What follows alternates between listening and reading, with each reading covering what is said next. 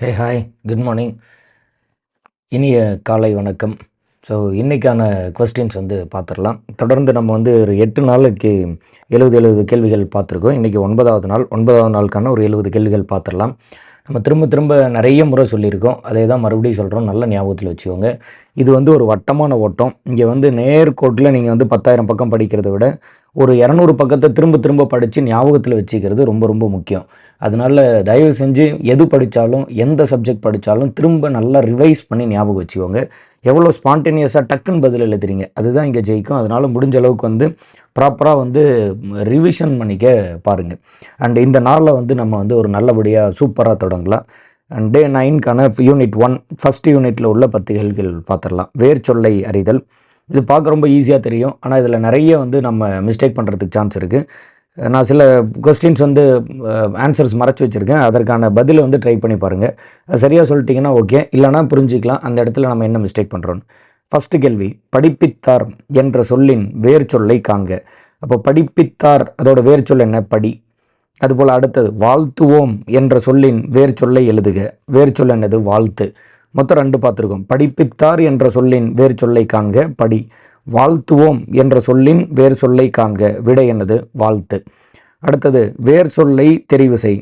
கண்டனன் அப்படின்னு எழுதிட்டோம் இல்லையா? கண், கான், கண்டு, கண்ட, இது மாதிரி எது வேர் சொல்லாக இருக்கும் அப்படின்னு மேபி உங்களுக்கு ஒரு டவுட் வரலாம். நீங்கள் ஓரளவுக்கு நல்லா கிளியராக படிச்சிருக்கீங்க, உங்களுக்கு அதில் ஒன்றும் சந்தேகம் இல்லை அப்படின்னா வெல் அண்ட் குட், நல்ல விஷயந்தான். இல்லை புதுசாக படிக்கிறீங்க அல்லது இது வேர் சொல் கண்டுபிடிக்க முடியல அப்படின்னா ட்ரை பண்ணி பாருங்கள், என்னவாக இருக்கும் அப்படின்னு யோசிச்சு பாருங்கள். சரியாக கண்டுபிடிச்சிங்கன்னா அதை கமெண்ட் பண்ணுங்கள். நீங்கள் லைவில் அல்லது இப்போ ப்ரீமியரில் பார்த்துட்ருக்கீங்கனாலும் அதை அந்த அந்த அந்த பதில் என்ன உங்களுக்கு டக்குன்னு ஸ்ட்ரைக் ஆச்சு அப்படின்னு பாருங்கள். அதே போல் அடுத்தது, வேர் சொல்லை தேர்வு செய்க. நவின்றேன், நவின்றேன், இதற்கு என்ன வேர் சொல்? நவி, நவின், நவின்று, இது மாதிரி இதில் எது உங்களுக்கு வேர் சொல்லாக இருக்கும் அப்படிங்கிறத யூகிச்சு பாருங்கள். அடுத்ததில் வேர் சொல்லை தெரிவு செய். வாடினான், இதற்கான வேர் சொல் என்னது? வாடு. வாடி இல்லை வாடு, ஞாபகம் வச்சுக்கணும். அடுத்ததில் கற்றவன், இச்சொல்லின் வேர் சொல்லை காண்க. இதற்கான வேர் சொல்லுமே நீங்கள் கமெண்ட் பண்ணலாம் அல்லது லைவில் தெரிவிக்கலாம். கற்கின்றனர் என்னும் நிகழ்கால வினைமுற்றின் வேர் சொல். இதற்கான பதிலும் பார்ப்போம். நீங்கள் பதில் கண்டுபிடிச்சிட்டிங்கன்னா அதை கமெண்ட் பண்ணுங்கள். நட என்பதன் வினைமுற்று. நடந்தான், வினைமுற்று கேட்குறாங்க. நம்ம இலக்கணம் சீக்கிரத்துலேயே ஒரு தனி வகுப்பை கொடுத்துடலாம். பெயர் சொல், வினைச்சொல், இதெல்லாம் என்னன்னு சொல்லி அந்த பேசிக்ஸ் எல்லாத்தையும் ஒரு முறை எக்ஸ்பிளைன் பண்ணி ஒரு சில வீடியோ பண்ணிடலாம். ஸோ தட் நம்ம ஒரு முறையும் அது இது பண்ணிகிட்டு இருக்க தேவையில்லை. முற்று பெற்ற வினை, அதுதான் வினை முற்று. பட் இருந்தாலும் அதில் உள்ள சில பேசிக்ஸ் எல்லாம் எக்ஸ்பிளைன் பண்ணிடலாம். இப்போதைக்கு இந்த கேள்விக்கு நட என்பதன் வினை முற்று என்ன? நடந்தான், முடிவு பெற்றிருக்கணும். முற்று, அந்த செயல் முடிஞ்சிருக்கணும், அவ்வளோதான். அயர்ந்தவன், இச்சொல்லின் வேர் சொல்லை காண்க. அயர், இதுதான் வேர் சொல். அதுக்கடுத்ததில் நோக்கினான், வேர் சொல்லை காண்க. நோக்கு. சரி, இப்போ இதில் நம்ம அசைன்மெண்ட் கொடுத்து அல்லது கமெண்ட் பண்ண சொல்லி கேட்டிருந்த அந்த கேள்விகளுக்கான பதில் எல்லாம் பார்த்துடலாம். ஸோ வேர் சொல்லை தெரிவு செய்க. கண்டனன் அப்படின்னு சொல்லியிருந்தோம். நீங்கள் என்ன பதில் யோசிச்சிங்க அப்படின்னு திங்க் பண்ணி பாருங்கள். இப்போ பதில் என்ன அப்படின்ட்டுனா கான், கண், கண்ட, கண்டு, அது மாதிரிலாம் ஏதாவது யோசிச்சிருந்தீங்க அப்படின்ட்டுனா அது கொஞ்சம் சரி பண்ணிக்கோங்க. இல்லை டக்குன்னு நீங்கள் முதல்ல கண்டுபிடிச்சிட்டிங்க, இதில் உங்களுக்கு ஒன்றும் சந்தேகம் இல்லை அப்படின்னா நல்ல விஷயந்தான். அடுத்தது பார்ப்போம். வேர் சொல்லை தெரிவு செய்க. நவின்றேன், இதற்கான வேர் சொல் என்னது? நவிழ். நவி, நவின், நவின்று, இது மாதிரிலாம் ஏதாவது கெஸ் பண்ணியிருந்தீங்க அப்படின்ட்டுனா அதை தெளிவாக புரிஞ்சுக்கோங்க. இந்த வேர் சொல்ல நம்ம எந்த இடத்துல மிஸ் பண்ணுறோம், எப்படி தெளிவாக படிக்கணும் என்ன அப்படிங்கிறத பார்த்துக்கோங்க. அதுக்கு அடுத்ததில் கற்றவன், இச்சொல்லின் வேர் சொல்லை காண்க. இதற்கான வேர் சொல் என்னது? கல். கல், அவ்வளோதான். கற்கின்றனர் என்னும் நிகழ்கால வினைமுற்றின் வேர் சொல். கற்கின்றனர், கற்றவன், கற்ற, கற்றுதல், கற்பித்தல், எல்லாமே வேர் சொல் என்னதுங்க? கல். அதுக்கு அடுத்ததில் நட என்பதன் வினைமுற்று பார்த்தோம். அயர்ந்தவன், இதுக்கான வேர் சொல் அயர். நோக்கினான், வேர் சொல் நோக்கு. சரி, அடுத்த டாபிக் போவோம். 2வது டாபிக், ஊர் பெயர்களின் மறுவு பெயர்களை எழுதுதல். இதில் எல்லாமே நீங்கள் கெஸ் பண்ணி பார்க்கலாம். ஈவன் இதில் 10 கேள்வி உங்களுக்கு டிஸ்பிளே ஆகிற மாதிரி வச்சுட்டோம்னா, சரி 10 கேள்வி உங்களுக்கு இப்போ இதில் டிஸ்பிளே ஆகுது. இப்போ இந்த 10 கேள்வியும் நீங்கள் வீடியோ பாஸ் பண்ணிவிட்டு ஒரு ஸ்க்ரீன்ஷாட் எடுத்து வச்சுட்டு கூட எதுக்கு என்ன மாதிரியான ஒரு பதில் இருக்கும் அப்படிங்கிறத யூகிச்சு பார்க்கலாம். இப்போ எடுத்துக்காட்டால் ஏதாவது ஒன்று சரி இப்போ தருமபுரின்னு வச்சுக்கோங்க. தருமபுரி அப்படின்னா அது முதல்ல என்ன பேரில் இருக்குது? தகடூர். அப்புறம் மருவி என்னவா மாறிடுது? தருமபுரின்னு மாறிடுது. ஸோ இது மாதிரி தான் எல்லாத்துக்கும் நம்ம கேள்வி கேட்குறோம். பொறுமையாக ட்ரை பண்ணி பாருங்கள். ஸோ ஃபஸ்ட்டு கேள்வி என்னென்ன இருக்குது? குன்னூர், குளித்தலை, கோடம்பாக்கம், சிந்தாரிப்பேட்டை, செங்கல்பட்டு, பழனி, திருத்தணி, தருமபுரி, சேலம், தாம்பரம். ஸோ இதெல்லாம் தான் கேள்வி. இப்போ இந்த கேள்விக்கான பதில் பார்க்கணும். ஸோ இப்போ இந்த கேள்விக்கான பதில் பார்த்துடலாம். கண்டிப்பாக ஒரு முறை முயற்சி பண்ணி பாருங்கள். நீங்கள் சரியாக எழுதுறீங்க தப்பாக எழுதுறீங்க அப்படிங்கிறதெல்லாம் ரெண்டாவது. நீங்கள் ஒரு முறை ப்ராப்பராக முயற்சி பண்ணி பார்த்துட்டு அப்புறம் அந்த பதிலை பார்க்கும்போது தான் இந்த கொஸ்டின் நம்ம ஆன்சர்ஸ் எடுத்து இந்த வீடியோ ஒர்க் பண்ணுறதுக்கான ஒரு பயனே இருக்குது. பிளைண்டாக நம்ம வந்து வாசிக்கிறது, அதை நீங்கள் அப்படியே கவனிக்கிறது அப்படின்னு போயிட்டு அதில் யூஸ் இல்லாமல் போயிடும். ஸோ அப்படியே பாஸ் பண்ணிவிட்டு அப்படியே நம்மளாக இருந்தால் இதற்கு என்ன பதில் கொடுப்போம் அப்படிங்கிறது எல்லாம் ஒரு செகண்ட் யோசிச்சுட்டு அந்த பதில் என்ன அப்படிங்கிறத மார்க் பண்ணிட்டு அப்புறம் சரியான பதில் என்ன அல்லது நம்ம என்ன பதில் கொடுக்குறோம், எதனால் வந்து மிஸ் ஆச்சு, இல்லை சரியாக எழுதிட்டோமா என்ன அப்படிங்கிறது எல்லாத்தையும் கம்பேர் பண்ணி பார்த்துக்கிட்டிங்கன்னா அந்த கேள்வி அதோட வந்து சூப்பராக நீங்கள் வந்து படிச்சிக்கக்கூடிய ஒரு மெத்தட் இருக்காது. சரி, ஓகே. ஸோ இப்போ குன்னூர் அப்படின்னா அது என்ன சொல்ல முதல்ல இருக்குது? குன்றூர். அதுபோல் குளித்தலை அப்படின்னா குளிர் தண்டலை. அடுத்ததில் கோடம் பாக்கம், அது என்னவா இருக்குது? கோடலம் பாக்கம். சிந்தாரிப்பேட்டை, சின்ன தரிப்பேட்டை. செங்கல்பட்டு, அது வந்து செங்கழுநீர் பட்டு அல்லது செங்கை அப்படின்னு இருந்திருக்கணும். பழனி, திரு ஆவினன்குடி, திரு ஆவினன்குடி. அதுக்கடுத்ததில் திருத்தணி, அது திருத்தணிகை அப்படின்னு இருந்திருக்கும். தருமபுரி முதல்ல ஒரு எடுத்துக்காட்டுக்காக பார்த்தோம், தகடூர். அடுத்து சேலம், சேலம் வந்து சேரளம் அப்படின்னு இருந்திருக்கணும். தாம்பரம், அது வந்து தர்மபுரம், அதுதான் தாம்பரமாக மாறிட்டதாக சொல்கிறாங்க. சரி, நான் இன்னொரு முறை இதை படிச்சிட்றேன், நல்லா கிளியராக வந்து கவனிச்சுக்கோங்க. குன்னூர், குன்றூர். குளித்தலை, குளிர் தண்டலை. அதுபோல் அடுத்ததில் கோடம்பாக்கம், கோடலம்பாக்கம். சிந்தாரிப்பேட்டை, சின்ன தரிப்பேட்டை. செங்கல்பட்டு, செங்கழுநீர்பட்டு, செங்கை. பழனி, திரு ஆவினன்குடி. திருத்தணி, திருத்தணிகை. தருமபுரி, தகடூர், தருமபுரி, தகடூர். சேலம், சேரளம். தாம்பரம், தர்மபுரம். ஸோ இதை வந்து நல்லா கிளியராக ஞாபகம் வச்சுக்கோங்க. அடுத்தது போயிடலாம். செய்வினை, செயல்பாட்டு வினை, தன்வினை, பிறவினை. போன முறையே நம்ம வந்து இந்த ஏரியாவிலேருந்து கொஸ்டின்ஸ் கேட்டிருந்தப்போ வந்து நிறைய சில சந்தேகங்கள் இருந்தது.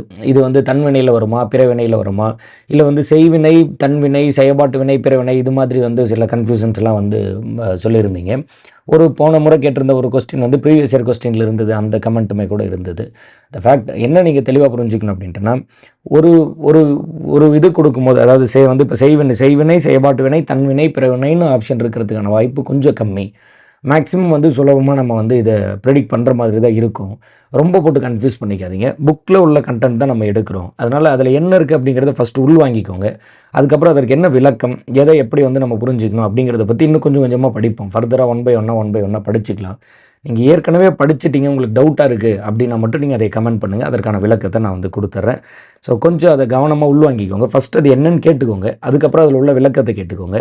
அப்புறம் அதை எப்படி வந்து அடுத்தடுத்து நம்ம வந்து அதை கண்டுபிடிக்கணும் அப்படிங்கிறத தெரிஞ்சுக்கலாம். சரி, பெரியார் மக்களால் போற்றப்படுகின்றார். இது மேக்ஸிமம் எல்லாத்துக்கும் நான் அந்தந்த இடத்துல ஆன்சர் சொல்லிட்டு வந்துடுறேன். நீங்கள் அந்த கேள்வி படித்த பிறகு நீங்கள் என்ன ஆன்சர் கெஸ் பண்ணுறீங்க அப்படிங்கிறத யூகிக்கணும் அப்படின்ட்டுனா வீடியோ பாஸ் பண்ணிவிட்டு நீங்கள் என்ன ஆன்சர் போட்டிருப்பீங்க, அது என்ன மாதிரியான வினை அப்படின்னு ஆன்சர் போட்டிருப்பீங்கன்னு யோசிச்சுட்டு அதுக்கப்புறம் சரியான ஆன்சர் என்ன அப்படிங்கிறத பாருங்கள். பெரியார் மக்களால் போற்றப்படுகிறார். ஸோ இது என்ன மாதிரியான வினை அப்படின்னா செயப்பாட்டு வினை. அதுபோல் யசோதை தயிர் கடைந்தாள், யசோதை தயிர் கடைந்தாள், அப்போ இது என்னதுங்க? செய்வினை. புரட்சி கொடி திருக்குறள் கற்பித்தல், புரட்சி கொடி திருக்குறள் கற்பித்தாள், பெண்பால் பெயர் இல்லையா? புரட்சி கொடி திருக்குறள் கற்பித்தாள், பிறவினை. அதுக்கு அடுத்த கேள்வி, இராணுவர் கம்பீரமாக நடந்தார், இராணுவர் கம்பீரமாக நடந்தார், இராணுவர் கம்பீரமாக நடந்தார் அப்படிங்கிறது வினை அடை. அடுத்து கோதை நன்கு படித்தாள், தன்வினை. அதுபோல் அடுத்ததில் மூவர் தேவாரத்தை இயற்றினர், மூவர் தேவாரத்தை இயற்றினர். இதற்கான பதில் வந்து செய்வினை வாக்கியம். இப்போ நீங்கள் இந்த மூவர் தேவாரத்தை இயற்றினர் அப்படின்னு படிக்கிறோம் இல்லையா, அந்த மூவர் யார் அப்படிங்கிறத வரிசையாக கமெண்ட் பண்ணுங்கள். அதாவது அப்பர், இது போல் வந்து மீதி இருக்கக்கூடிய 2 பேர். இதில் நிறைய படிப்போம். இப்போ வந்து பக்தி இலக்கியமே எடுத்துட்டாங்க. யார் அப்பர்னு அழைக்கிறோம், அப்பரே அப்படின்னு அழைக்கிறது யார், சுந்தரர் வந்து யார், உமையம்மையிடம் ஞானப்பால் கொடுத்தவர் யார், இது மாதிரிலாம் நிறைய படிப்போம். ரொம்ப நல்லா இருக்கும். ஆக்சுவலாக அது வந்து பக்தி இலக்கியம் படிக்கிறதே வந்து ஒரு மாதிரி ரொம்ப ரொம்ப நல்லா இருக்க மாதிரி இருக்கும். நிறைய நல்ல வந்து ஒரு மாதிரி நல்ல நல்ல பாடல்கள்லாம் இருக்கும். திருவாசகமெல்லாம் படிப்போம். இப்போல்லாம் வந்து பக்தி இலக்கியத்தையே காணும் புதிய சிலபஸில். சரி, ஓகே, பரவாயில்ல. நீங்கள் மூவர் யார், அந்த முதல் மூவர் அப்படின்னு சொல்லப்படுற இந்த மூவர் யார், அவங்கள வரிசையாக கமெண்ட் பண்ணுங்கள். 1 2 3ன்னு சொல்லிட்டு மாற்றி கமெண்ட் பண்ணாமல் அதை வந்து ப்ராப்பராக அந்த 1 2 3ங்கிற ஆர்டர் தெளிவாக கமெண்ட் பண்ணுங்கள். தொல்காப்பியம் வஉசியால் பதிப்பிக்கப்பட்டது. இது என்ன மாதிரியான வினை அப்படின்னா செயப்பாட்டு வினை. தொல்காப்பியம் வஉசி அவர்களால் பதிப்பிக்கப்பட்டது. இது என்ன மாதிரியான வினை? செயப்பாட்டு வினை. நாடக கலைஞர்கள் நாட்டுப்பற்றை வளர்த்தனர், நாடக கலைஞர்கள் நாட்டுப்பற்றை வளர்த்தனர், செய்வினை. காவலர் கொள்ளையர் கொட்டத்தை அடக்கினர், காவலர் கொள்ளையர் கொட்டத்தை அடக்கினர். இது என்ன வினை? தன்வினை. தாய் குழந்தைக்கு உணவை உண்பித்தாள். இது வந்து பிறவினை. தாய் குழந்தைக்கு உணவை உண்பித்தாள். இது வந்து ஒரு பிறவினை. சரி, அதுக்கு அடுத்ததில் கலை சொற்கள் பார்த்துடலாம். கலை சொற்கள் பொறுத்த வரைக்கும் நேற்றே சொல்லியிருந்தோம். ஃபஸ்ட்டு ஒரு 10 டெஸ்ட்டுக்கு, இன்னும் இப்போ 9வது டெஸ்ட்டு, அடுத்து வரக்கூடிய இன்னும் ஒரு 1 or 2 கொஸ்டினில் வந்துட்டோம். சயின்ஸை நம்ம அதிகமாக வந்து எடுத்திருக்கோம். அதனால் இதில் வந்துட்டு நம்ம பெருசாக எதுவும் அசைன்மெண்ட் கொடுக்கல, அல்லது கமெண்ட் பண்ண சொல்லி கேட்கல. டக்குன்னு படிச்சிடறேன், ஒரு முறை நல்லா கேட்டுருங்க. ஸோ ஃபஸ்ட்டு வந்து லேட்டன் ஹீட் அப்படின்னா மறை வெப்பம், லேட்ரல் அப்படின்னா பக்கவாட்டு, லேட்ரைட் அப்படின்னா லேட்ரைட், அது அப்படியே வந்து தமிழாக்கம் பண்ணால் லேட்ரைட்னு எழுதிடுறோம். ரொம்ப சுத்தமான தமிழாக்கமாக நம்ம கொண்டு போகணும் அப்படின்ட்டுனா செம்பாறாங்கல், செம்பாறாங்கல். அதுபோல் அடுத்ததில் லேட்டிடியூட் அப்படின்னா அட்சரேகை, லாவா அப்படின்னா எரிமலை குழம்பு. அதுக்கு அடுத்ததில் லேயர் ஷேடிங் அப்படின்னா நிழல் அடுக்கு, லேயர் டிண்ட் அப்படின்னா நிற அடுக்கு, லீச்சிங் அப்படின்னா கசிவு அல்லது உப்பு நீங்கா சுவரல், உப்பு நீங்கா சுவரல், லீவேர்டு அப்படின்னா காற்று மோதா பக்கம், லீவேர்டு, லெட்டரிங் அப்படின்னா பெயர் வரைமுறை. நான் இன்னொரு முறை இதை படிச்சிடறேன், நல்லா தெளிவாக வந்து கவனிச்சுக்கோங்க. பார்ட் 4, அதாவது யூனிட் 4ல் கலை சொற்கள்ங்கிற டாபிக் படிக்கிறோம். லேட்டன் ஹீட் அப்படின்னா மறை வெப்பம், லேட்ரல் அப்படின்னா பக்கவாட்டு, லேட்ரைட் அப்படின்னா லேட்ரைட்னு எழுதலாம் அல்லது செம்பாறாங்கல், லேட்டிடியூட் அப்படின்னா அட்சரேகை. அதுக்கடுத்ததில் லாவா அப்படின்னா எரிமலை குழம்பு, லேயர் ஷேடிங் அப்படின்னா நிழல் அடுக்கு, லேயர் டிண்ட் அப்படின்னா நிற அடுக்கு. அதுக்கடுத்ததில் லீச்சிங் அப்படின்னா கசிவு அல்லது உப்பு நீங்க சுவரல். அதுக்கடுத்ததில் லீவேர்டு அப்படின்னா காற்று மோதா பக்கம், காற்று மோதா பக்கம். அது வந்து ஜியாகிரஃபியில் ரொம்ப முக்கியமான டேர்ம்ஸாக படிப்போம், விண்ட் வேர்டு அப்புறம் லீவேர்டுன்னு சொல்லி. லெட்டரிங் அப்படின்னா பெயர் வரைமுறை, லெட்டரிங் அப்படின்னா பெயர் வரைமுறை. சரி, அடுத்த யூனிட் போவோம். அடுத்த யூனிட்டும் ஒரு மாதிரி கொஞ்சம் ஈஸியான ஒரு யூனிட் தான், பழமொழி பொருளறிதல். அது ஒரு தடவை வாசிச்சிடுறேன், கேளுங்க. இளமையில் கல்வி சிலையில் எழுத்து, இளமையில் கல்வி சிலையில் எழுத்து, இளமையில் கற்பது என்றும் நிலைத்திருக்கும். அதுக்கடுத்தது இக்கரை மாட்டுக்கு அக்கறை பச்சை. இதற்கான பொருள் என்ன? திருப்தியற்ற மனம், திருப்தியற்ற மனம். இட்டு கெட்டார் எவரும் இல்லை. இதற்கான பொருள் என்ன? உதவி செய்து கெட்டுப்போனவர் எவரும் இல்லை. அதுக்கடுத்ததில் இளங்கன்று பயமறியாது. இதற்கான பொருள் என்ன? வாலிப துணிவு. அதுக்கடுத்ததில் இறைத்த கிணறே ஊரும் இறையாத கிணறே நாரும். தர்மத்தின் பெருமை. இதில் எதை பற்றி பேசப்படுது? தர்மத்தின் பெருமை. பணம் பாதாளம் மட்டும் பாயும். இதில் எதை பற்றி பேசப்படுது? பணத்தின் வலிமை. அதுபோல் உயர உயர பறந்தாலும் ஊர்க்குருவி பருந்தாகுமா. இதில் எதை பற்றி பேசப்படுது? தகுதிக்கு மேலே எண்ணாதே. அதுக்கு அடுத்ததில் உரியில் நெய் இருக்க ஊரெல்லாம் நெய்க்கு அலைவானேன். அப்போது வேண்டியதை தன்னிடம் வைத்து கொண்டு ஏனையோரிடம் வேண்டல். இதுதான் இது தரக்கூடிய பொருள். அடுத்தது உடையவன் பாரா வேலை ஒரு முழம் கட்டை. அதில் வந்துட்டு பொருள் என்ன? உரியவன் இல்லா கருமம் குறைபடல். அதுக்கடுத்ததில் ஊர் 2 பட்டால் கூத்தாடிக்கு கொண்டாட்டம். இதில் பொருள் என்ன வருது? பிறர் குழப்பத்தில் மகிழ்வடைதல், பிறர் குழப்பத்தில் மகிழ்வடைதல். நான் இன்னொரு முறை இதை படிச்சிடறேன், நல்லா கிளியராக வந்துட்டு கவனிச்சுக்கோங்க. ஃபஸ்ட்டு என்ன படித்தோம்? இளமையில் கல் சிலையில் எழுத்து. இதுக்கு பொருள் என்ன? இளமையில் கற்பது என்றும் நிலைத்திருக்கும். அதுக்கடுத்ததில் இக்கரை மாட்டுக்கு அக்கறை பச்சை. பொருள் என்னது? திருப்தியற்ற மனம். அதுக்கடுத்ததில் இட்டு கெட்டார் எவரும் இல்லை, உதவி செய்து கெட்டுப்போனவர் எவரும் இல்லை. அதுக்கு அடுத்ததில் வந்துட்டு இளங்கன்று பயமறியாது. அதோட பொருள் என்னது? வாலிப துணிவு. அதுக்கடுத்ததில் இறைத்த கிணறே ஊரும் இறையாத கிணறே நாரும். இதில் என்ன பொருள்படுத்துகிறோம்? தர்மத்தின் பெருமை.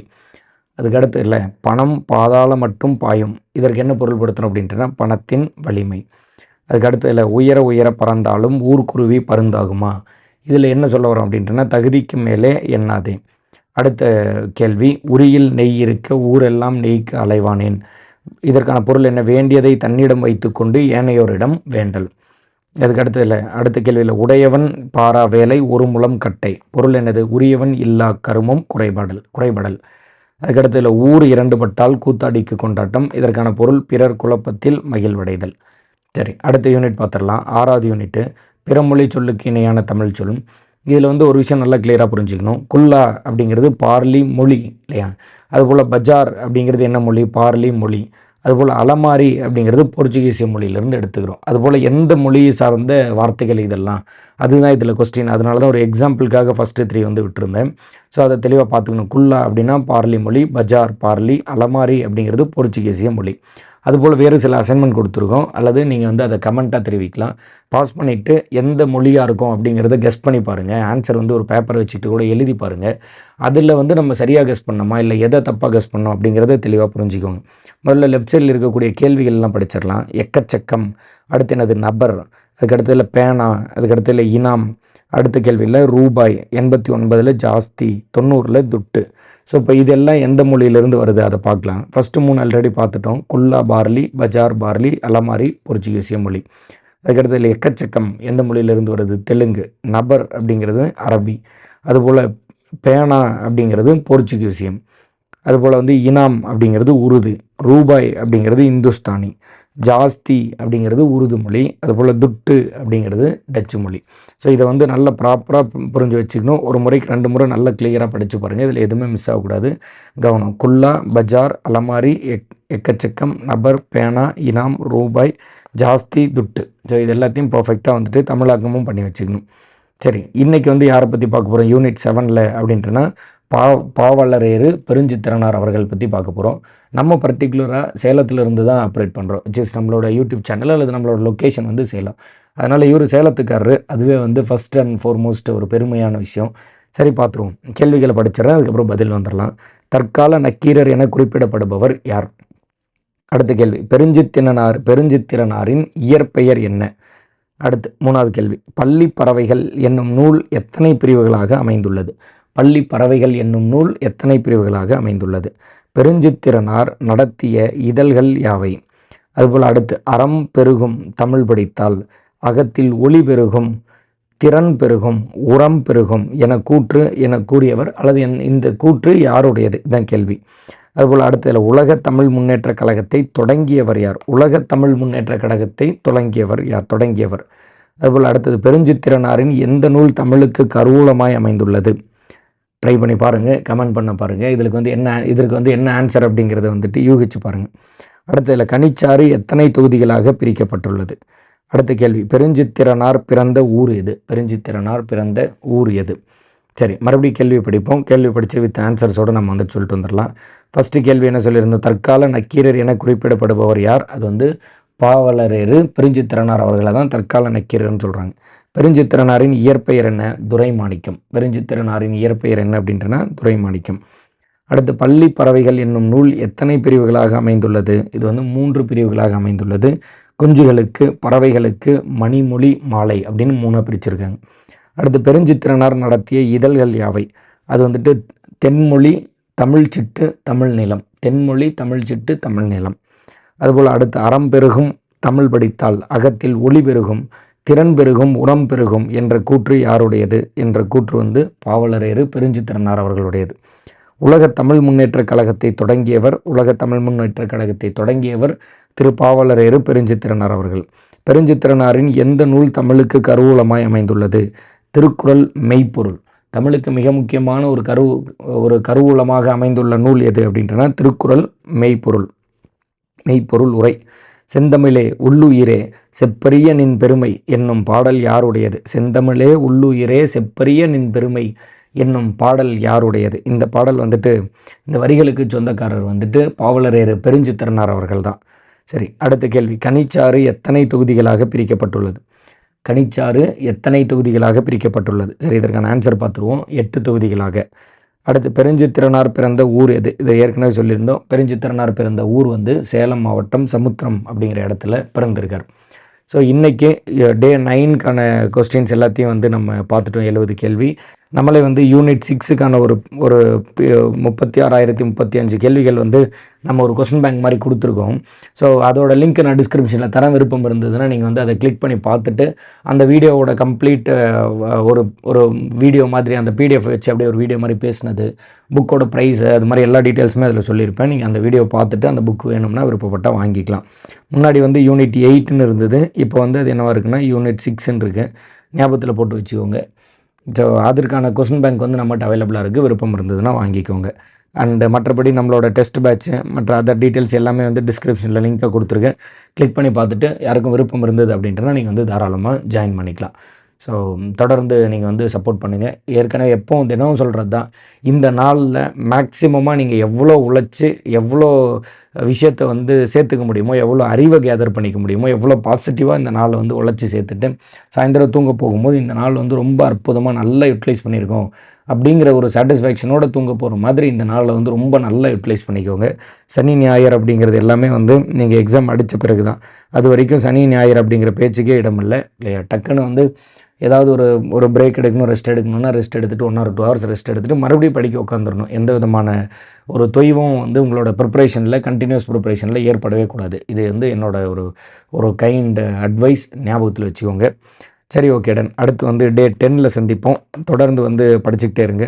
வேறு எதுவும் டவுட்ஸ் இருக்குது அப்படின்னா கூட கமெண்ட்டில் வந்து நீங்கள் தெரிவிங்க. Keep supporting us. Thank you. Tata.